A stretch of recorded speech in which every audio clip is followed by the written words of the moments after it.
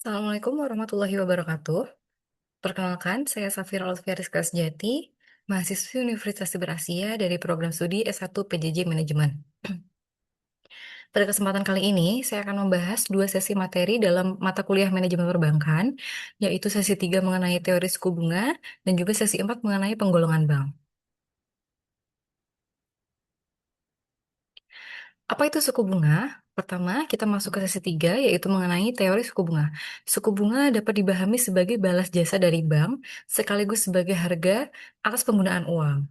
Dalam perbankan, terdapat dua jenis utama bunga. Yang pertama adalah bunga simpanan, yaitu balas jasa yang diberikan bank kepada nasabah yang menyimpan uang, misalnya melalui tabungan, giro, atau deposito. Sedangkan yang kedua adalah bunga pinjaman, yaitu harga yang harus dibayar oleh nasabah ketika memperoleh dana atau pinjaman dari bank.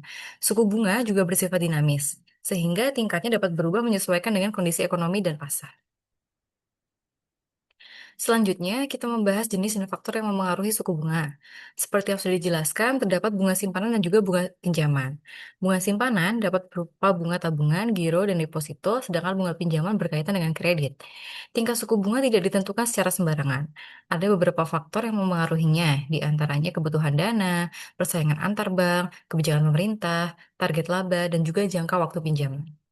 Secara sederhana, semakin besar risiko yang ditanggung dan semakin lama jangka waktu pinjaman, maka biasanya tingkat bunga yang diberikan juga semakin tinggi. Jadi, suku bunga merupakan salah satu komponen penting yang menghubungkan kepentingan bank dengan nasabah, baik dalam kegiatan menyimpan maupun meminjam dana. Salah satu produk perbankan yang berkaitan dengan bunga simpanan adalah deposito. Deposito merupakan simpanan berjangka yang memiliki waktu jatuh tempo dan memberikan imbalan bunga berupa bunga kepada nasabah.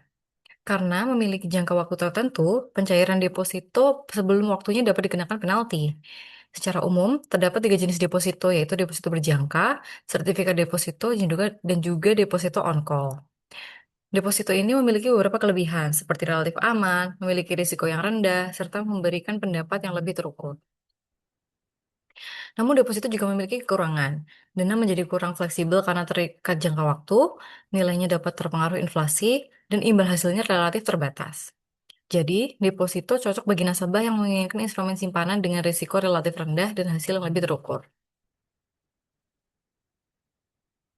Selanjutnya, kita masuk ke sesi 4, yaitu penggolongan bank. Sebelum membahas jenis-jenis bank, kita melihat dulu secara singkat bagaimana perbankan berkembang. Kegiatan perbankan pada awalnya berangkat dari aktivitas sederhana seperti tukar-menukar dan peminjaman uang antar individu. Kemudian, sistem perbankan berkembang semakin pesat dan lebih terstruktur di Eropa. Pada masa kolonial, sistem perbankan tersebut kemudian dibawa oleh bangsa Eropa ke Indonesia. Seiring berjalannya waktu, kegiatan tersebut berkembang menjadi sistem perbankan modern yang terintegrasi seperti yang kita kenal saat ini. Bank dapat digolongkan berdasarkan fungsi dan juga berdasarkan kepemilikannya. Berdasarkan fungsi, terdapat bank sentral, bank umum, dan bank perkreditan rakyat atau BPR. Sementara berdasarkan kepemilikannya, bank dapat dibedakan menjadi bank milik pemerintah, swasta nasional, asing, koperasi, dan juga campuran.